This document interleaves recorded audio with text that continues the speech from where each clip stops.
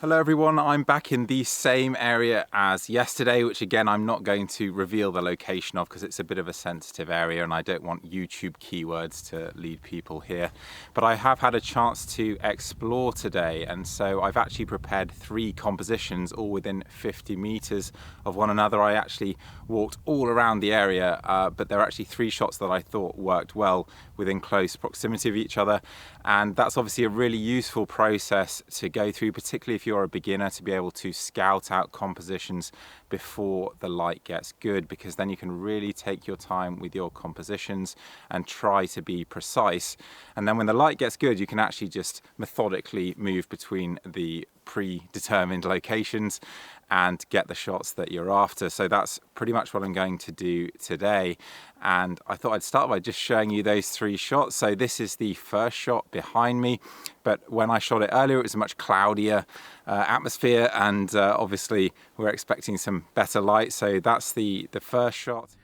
And I thought I'd jump in here to talk about these compositions. This image is somewhat reliant on the relationship between the tree on the left, which is a great example of Scots pine with all those twisted limbs, and of course the prominent mountain above. But there are some lovely smaller details like that group of trees on the middle horizon, which really come to life in the final image. And if you can find those kinds of details in a scene, it can make it all the more interesting. And that's why I've included the dead tree on the right, which in some respects creates a distraction and slightly unbalances the image. But composition isn't exclusively about balance and structure. Content really matters, and I think from a narrative perspective, that dead tree is a great addition. I talk about the composition of this second image a bit more in a second, but I think it's worth mentioning that this is another back to front composition, as I like to call them, in that I was pretty focused on the framing of the background first, that lovely mountain ridge, which sets both my focal length and the direction that I'll be pointing the camera. So all I can do then is physically move my camera position to find foreground elements and construct my composition. So that's what I've done, both in finding this set of trees and in finally arranging them within the frame. Finally, there's this third shot, which I photographed but didn't video. This one's interesting because I really messed up the composition when it came to the reshoot. Even as it is now, I think it's debatable whether this really works. But again, I love the shape of those branches, and this kind of composition starts to evoke some of those images of Mount Kilimanjaro framed by an acacia tree and some of those romantic ideas. So I think that's a big part of why it appealed to me. And as I'm talking, the sun is actually just starting to creep through a layer of clouds, so there's actually a gap on the horizon. There is a line of trees behind me, so I think the light might actually be blocked from some of my foregrounds, but with a cloud set up like this, I'm expecting really spectacular light. The cloud actually serves one really important function, and that's to block out light from a blue sky. So the blue sky is effectively a fill light, and it will compete with any late sunset light. So if you really want your intense oranges and reds, your really fierce sunset colors, then you really want as much cloud as possible to darken down that blue sky. So that's why clouds can make for spectacular sunsets, aside from the fact that they can, of course, capture color themselves. But that's enough talking. Let's get shooting. I'm going to start with shot number 2 actually, because there's some nice light on that peak in the background. Of course, it is that peak in the background that we want to focus in on to a certain degree. So I'm going to start by just zooming in before we fine tune anything. And you can see I'm using these trees on the right as a bit of an anchor for the composition. So I need to bring them into frame a little bit more. You can see they don't quite resolve within the frame. So ideally I want to come across to the right a fair bit more here. And that does a pretty good job. And if I can get higher, then I can see over this bush here. But unfortunately, there is just a drop beneath me here. You can't quite make that out maybe, but unfortunately the tripod can't go here. So I have to slightly compromise my position so that I can put the tripod on this rock here.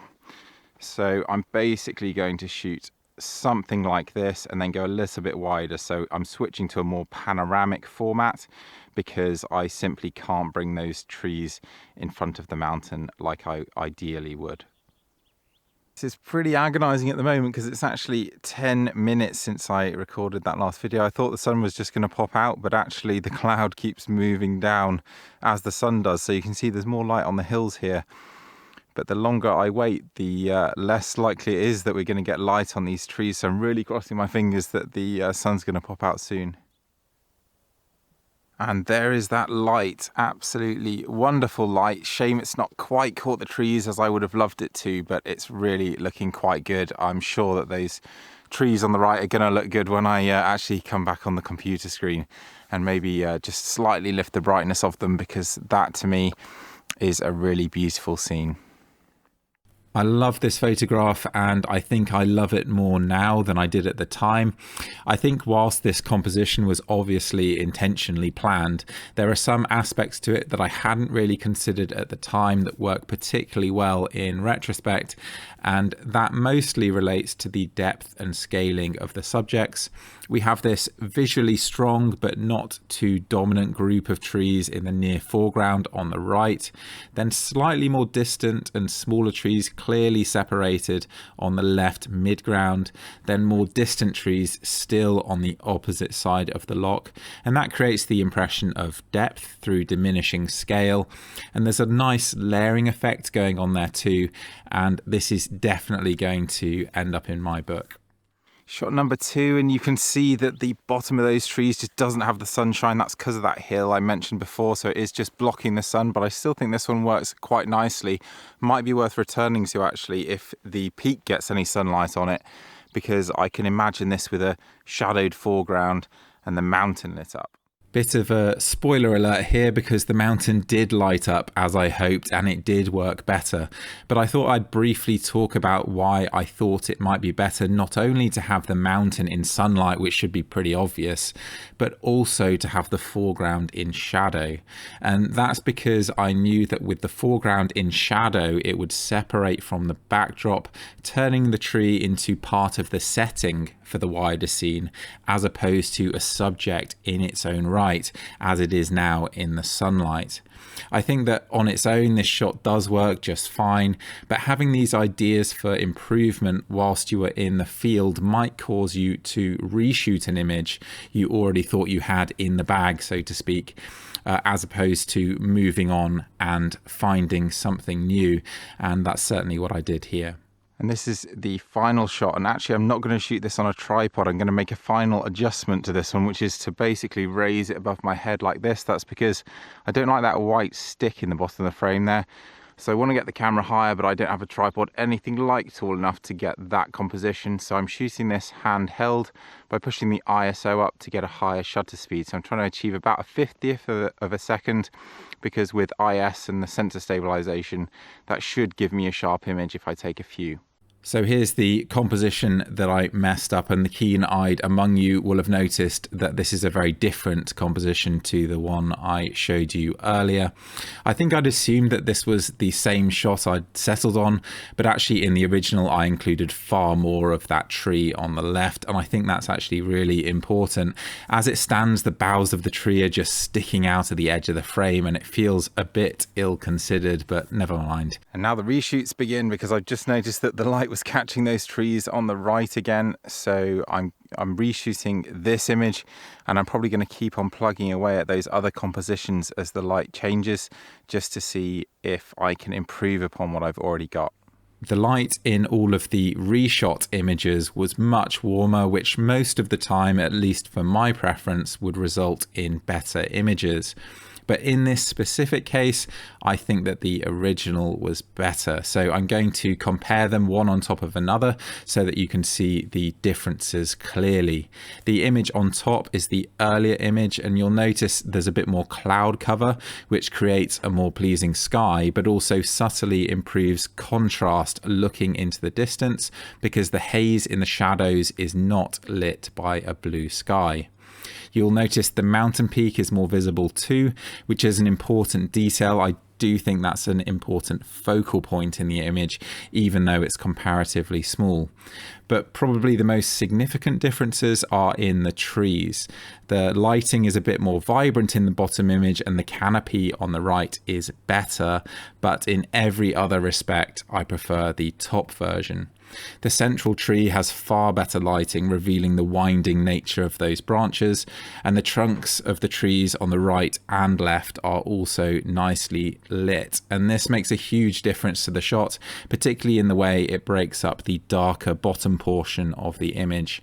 And finally, I actually prefer the less orange lighting in the original because it reveals the true colour of the trees a little bit better. And this shot is definitely better now with the mountain lit and the trees in shadow. That's what I was kind of hoping would work. And to me, this is a much stronger shot. I wish that little bit of blue sky wasn't there in the top corner of the image, but that's one of those things, I guess. So this is definitely an improvement on what I just shot. I think I just said this is a better shot 3 times there in about 20 seconds, so you get the idea. But this at least partly illustrates the idea I mentioned earlier of having the shadowed foreground and tree as a setting for the wider view. Ideally, that band of light on the opposite side of the loch would be a bit lower just to silhouette the trees a bit more, and the same with the hill on the left. If it were lit, then the tree would stand out even more. I'd imagine some of you have also noticed that patch of blue sky to the top right and might want to crop or clone it out. But whilst I see that as a minor distraction, I almost embrace those kind of imperfections now because nature isn't perfect. And whilst all this perfect world analysis is interesting, you have to take it with a pinch of salt and not put too much stock in issues that really don't matter.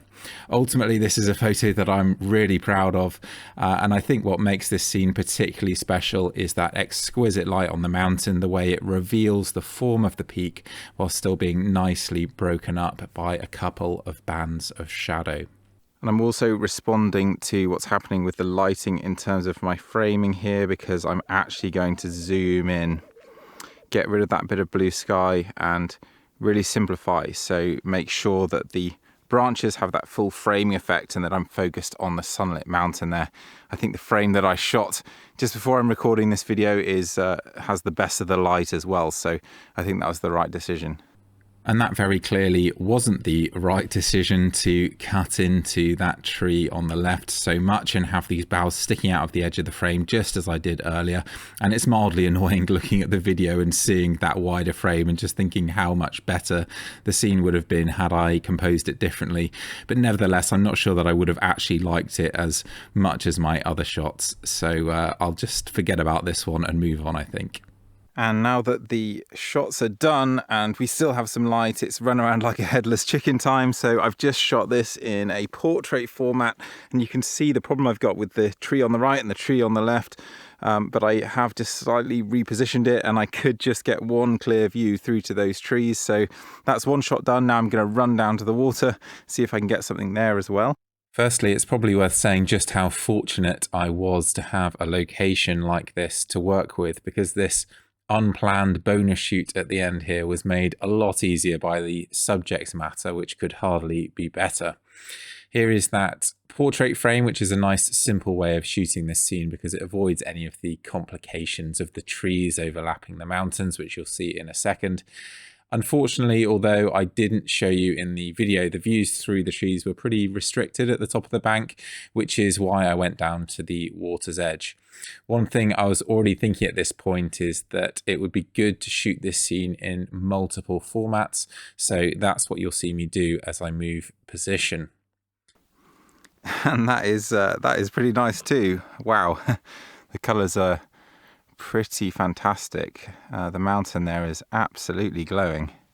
You can probably tell looking at this scene that the tree on the right is going to be a problem in the composition because it's just too dominant. So I shot this with a view to cropping to square, which you see here. My camera position is chosen largely to give me as clear a view through to the most interesting face of the mountain. And I quite like the way the trees overlap the mountain and sky, but I think I have nicer images from this part of the shoot. And I'm now getting eaten by midges, and it is absolutely horrendous. But look at that shot. That is a pretty scene. I'd moved to the left at this point to create a more asymmetrical composition that was more conducive to landscape framing, but I still had that problem with the tree on the right, so this shot was cropped to 4:5.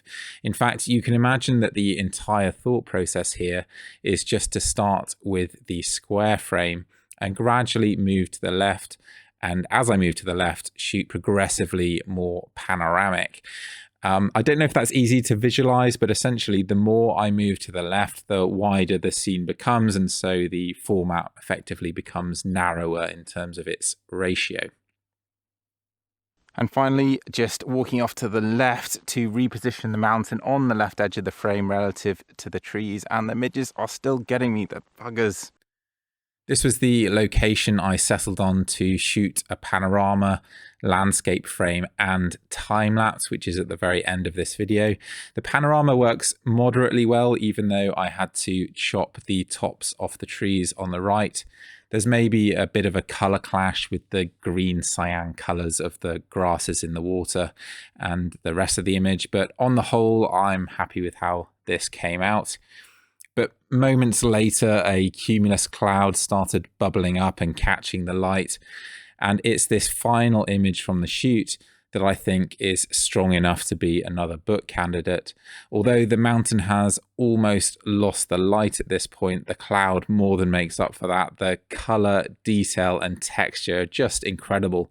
And the reflection sort of allows me to double my money, but also helps to tie the shot together. You can imagine if the water wasn't there, you'd potentially be left with a rather dull, colorless landscape under that saturated sky. So the reflection does really help there.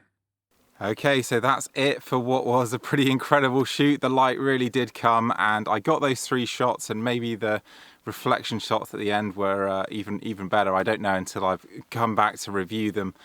But I hope you enjoyed that. Again, I'm sorry that I can't tie everything together absolutely beautifully. I don't have time. I really want to focus on my photography, as much as possible. And I can't make the continuous video segments and think about what I'm going to say and focus on the photography. So hopefully the photos are great, even if the vlogging is a bit here and there. But if you have enjoyed that, then please do subscribe.